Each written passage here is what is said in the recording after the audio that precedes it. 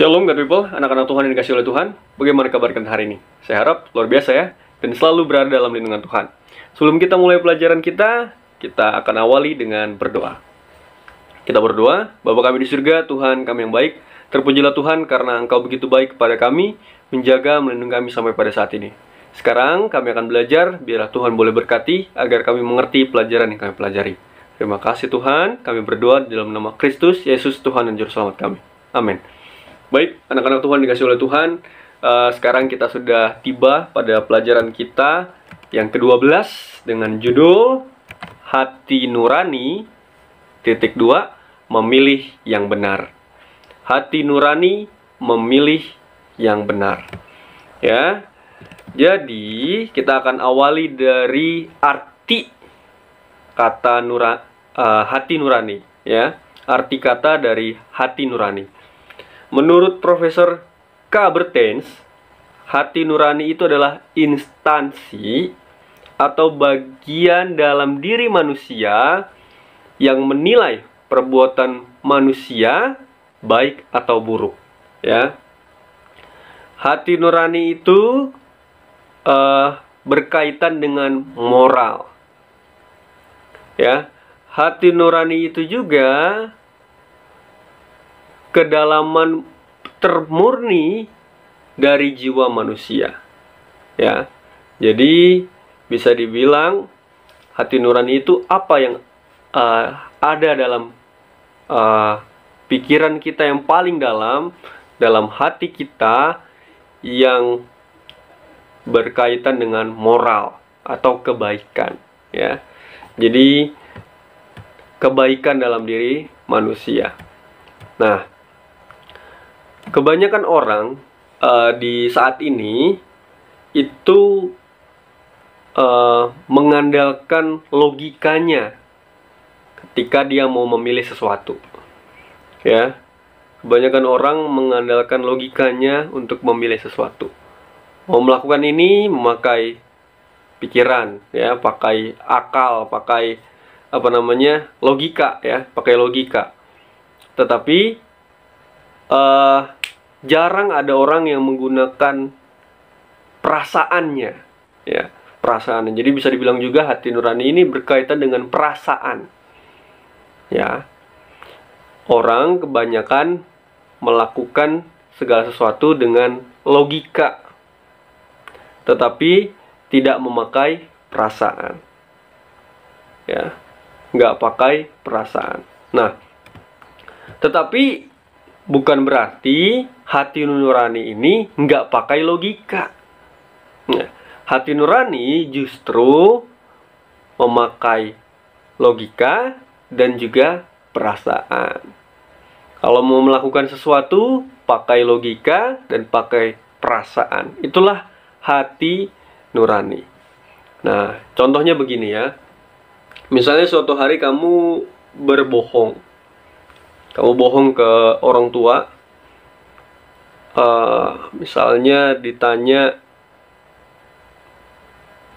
tentang kenapa belum pulang, gitu kan? Lalu kamu jawab, oh saya lagi belajar. Ya. Bohong kan ya? Bohong. Padahal kamu lagi bermain. Nah, jadi di dalam hatimu, setelah kamu berbohong, pernah nggak sih ada perasaan seperti, oh, ada bisikan, kamu telah berbohong, gitu. Ya, seperti ada yang membisikkan, hei, kamu telah berbohong kepada orang tua. Jadi ada perasaan bersalah setelah berbohong. Nah, pernah nggak seperti itu?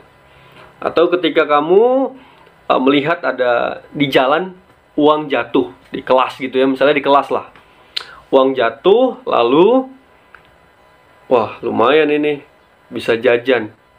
Uangnya 10.000 misalnya. Kamu ambil, kamu masukkan kantong.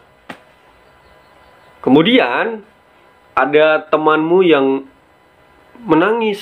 Dia bilang uangnya hilang. Dia lapor ke ibu guru, "Bu, uang saya hilang," gitu ya.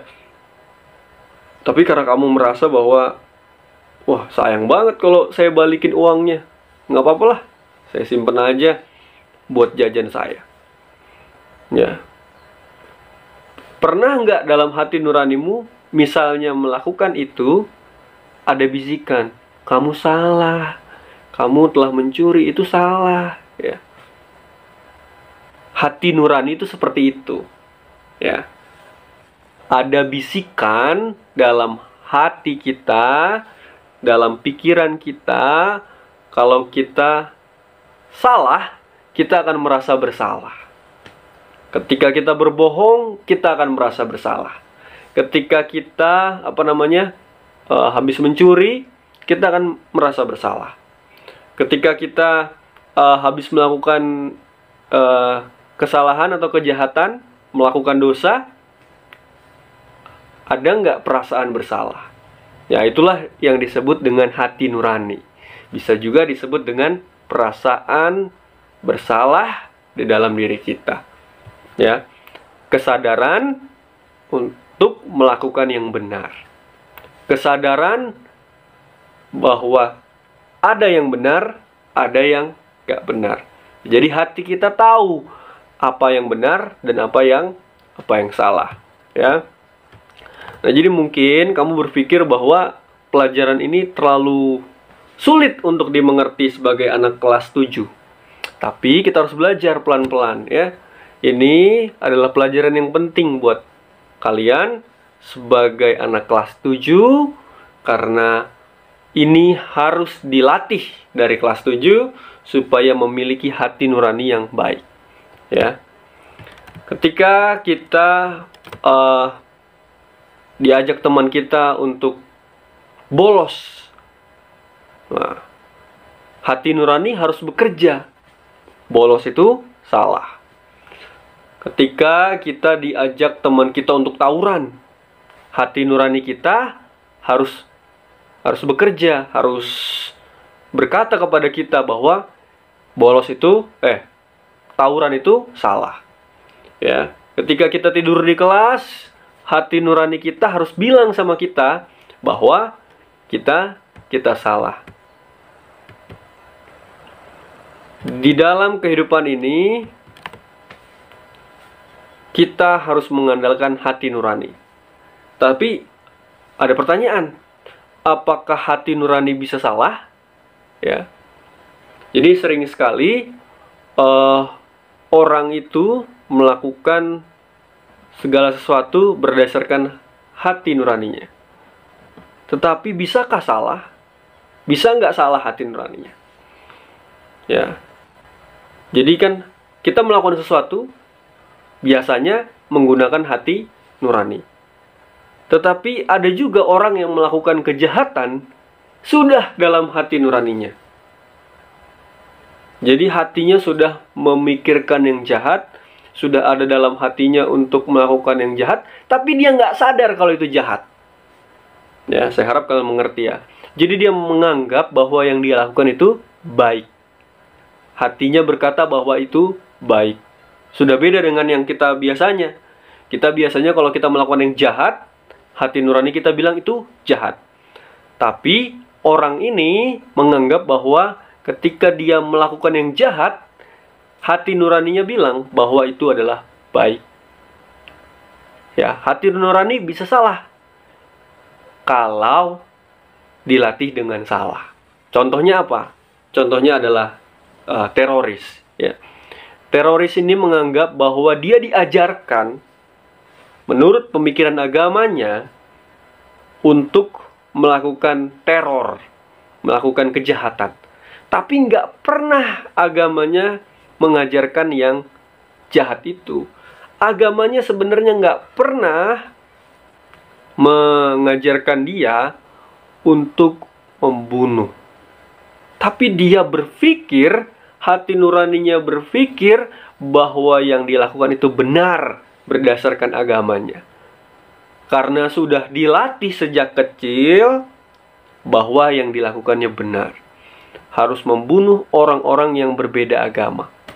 Padahal agamanya sendiri tidak pernah mengajarkan seperti itu. Nah, inilah hati nurani yang salah. Ya, hati nurani yang salah karena dilatih dengan salah, karena diajarin yang salah. Ya. Jadi coba kalian mulai pikirkan nih, kira-kira kalau kalian melakukan sesuatu, masih ada nggak sih perasaan bersalah gitu? Kalau kalian berbohong, kalian merasa bersalah nggak? Kalau kalian mencuri, kalian merasa bersalah nggak? Kalau kalian sudah tidak merasa bersalah ketika kalian berbohong dan mencuri, berarti ada yang salah dengan hati nurani kalian. Sudah diajari yang salah. Makanya kita harus belajar nih, bahwa kita harus melatih hati nurani kita untuk melakukan hal-hal yang baik. Ya. Oke, sekarang saya akan buktikan hati nurani bisa salah. Itu terdapat dalam Markus pasal yang ke-7, ya, ayat 21 sampai 23. Saya baca, sebab dari hati orang, ya, timbul segala pikiran jahat, percabulan, pencurian, pembunuhan, perzinahan, keserakahan, kejahatan, kelicikan, hawa nafsu, iri hati, hujat, kesombongan, kebebalan. Semua hal-hal ini timbul dari dalam dan menajiskan orang. Jadi, ketika kita melakukan sesuatu, ya, semua yang kita lakukan karena hati kita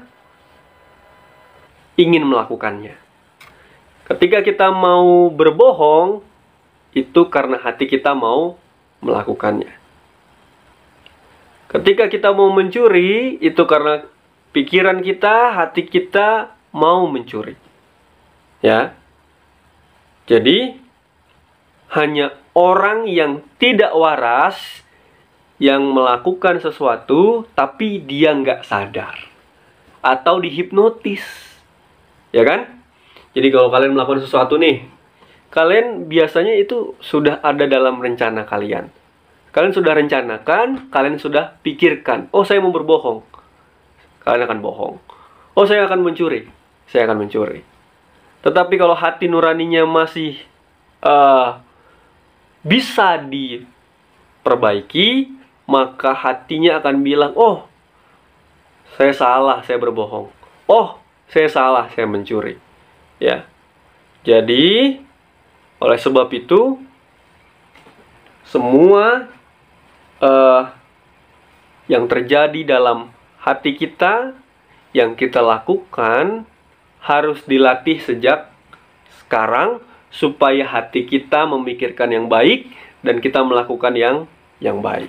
Ya, semoga kalian mengerti apa yang Sir ajarkan. Jadi, kita harus belajar untuk memikirkan yang baik. Kita harus belajar untuk punya hati nurani yang baik, supaya kita melakukan yang baik. Jangan sampai hati kita bilang itu baik, padahal itu salah. Jangan sampai hati kita sudah pikirkan yang baik, tetapi kita melakukan yang jahat. Jangan sampai kalau hati kita dengan tindakan kita itu berbeda. Itu berarti kita sudah tidak normal lagi, sudah tidak waras lagi. Oke, sekarang kita melihat contoh dalam Alkitab, yaitu tentang Yonatan, ya. Kalian tulis ayat tadi yang pertama, Markus 7 ayat 21 sampai 23. Sekarang 1 Samuel 20, ya. 1 Samuel 20, kalian harus baca di rumah kalian masing-masing cerita tentang Daud dan Yonatan. Jadi, Daud dan Yonatan ini adalah dua orang sahabat dengan latar belakang yang berbeda. Yonatan itu anak raja, berarti kaya ya. Sedangkan Daud itu anak seorang rakyat biasa. Biasanya dia kerja sebagai seorang gembala, ya, menggembalakan domba. Berarti mereka itu berbeda banget. Yang satu kaya, yang satu biasa aja. Tapi mereka mau berteman. Yonatan mau berteman dengan Daud. Ya, Yonatan mau berteman dengan Daud yang orang biasa. Dan mereka saling mengasihi sebagai seorang sahabat. Nah, saat itu Yonatan sebenarnya tahu Daud ini dimusuhin sama ayahnya. Ya, dimusuhin ayahnya Yonatan. Ayahnya Yonatan bernama Saul. Saul ini sangat benci kepada Daud. Saul benci kepada Daud karena Daud akan menjadi raja. Jadi dianggapnya sebagai saingan. Ya, kalau saingan berarti harus disingkirkan. Saul sangat benci kepada Daud. Karena orang-orang juga waktu Daud mengalahkan Goliat, orang-orang pada memuji Daud. Wah, iri Saul. Sehingga Saul benci kepada Daud. Sudah dia akan menjadi raja, dia juga lebih disukai oleh rakyat. Tetapi Yonatan beda. Meskipun ayahnya sendiri membenci Daud, meskipun ayahnya Saul benci kepada Daud, tapi Yonatan mengasihi Daud. Ya, Yonatan mengasihi Daud. Biasanya kalau raja suatu hari akan digantiin sama anaknya. Ya, jadi kalau Saul rajanya, maka suatu hari yang akan jadi raja adalah Yonatan. Itu biasanya kalau sistem kerajaan. Tapi karena Tuhan tidak memilih keturunan Saul, Tuhan memilih Daud. Tuhan mengasihi Daud. Sehingga Tuhan percaya bahwa Daud yang akan jadi raja. Oke. Biasanya kalau dia yang harusnya jadi raja, Yonatan harusnya jadi raja. Tapi malah Daud yang dipilih. Harusnya iri dong. Harusnya saya yang jadi raja. Kok jadi dia yang jadi raja? Iri dong. Ya. Tapi Yonatan berbeda. Yonatan tidak dengki, tidak iri, tidak benci kepada Daud, meskipun jabatannya akan diambil oleh Daud. Karena yang paling penting dalam hati Yonatan adalah persahabatannya dengan Daud. Ya, jadi dia berpikir bahwa lebih pentinglah sahabatnya daripada menjadi seorang raja. Nah, jadi hati nurani yang dimiliki Yonatan adalah hati nurani yang baik. Meskipun ayahnya benci kepada Daud, dia tidak benci. Meskipun ayahnya memusuhi Daud, Yonatan tidak memusuhi. Meskipun Daud yang akan jadi raja, bukan Yonatan, Yonatan tidak iri kepada Daud. Inilah contoh dari hati nurani yang baik. Tidak terpengaruh kepada apa yang diajarkan, yang dilakukan oleh ayahnya. Ya. Seringkali kita sebagai anak-anak Tuhan, ketika kita memilih teman, kita tidak melihat dia apakah dia adalah teman yang baik, teman yang bisa dibantu, ya, sehingga kita pilih-pilih teman. Saya mau temanannya sama orang yang kaya aja. Saya mau temanannya kepada orang-orang yang pintar aja, gitu. Hati nurani kita tidak memilih yang baik. Ya. Kalau kita memiliki hati nurani yang baik, kita tidak akan pilih-pilih teman. Nah, lalu misalnya lagi nih, kalian diajak bolos. Tadi kan sudah saya jelaskan. Diajak bolos. Kalau hati nurani kita adalah hati nurani yang baik, kita tidak akan mau bolos. Meskipun teman-teman kita akan memusuhi kita, kita tidak akan bolos. Misalnya teman-teman kita ajak kita tawuran, kita tolak. Hati nurani kita bilang tidak, kita juga tidak akan ikut tawuran. Karena kita memilih yang baik. Hati nurani memilih yang baik.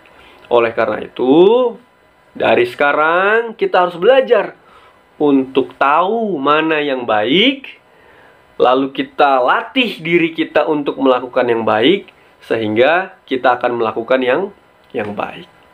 Oleh sebab itu, inti dari pelajaran kita hari ini adalah kita harus belajar, kita harus berlatih untuk memiliki kesadaran hati nurani dan mempertimbangkan setiap kata, setiap pikiran, setiap perbuatan sehingga menyenangkan bagi diri sendiri, bagi orang lain, dan bagi Tuhan.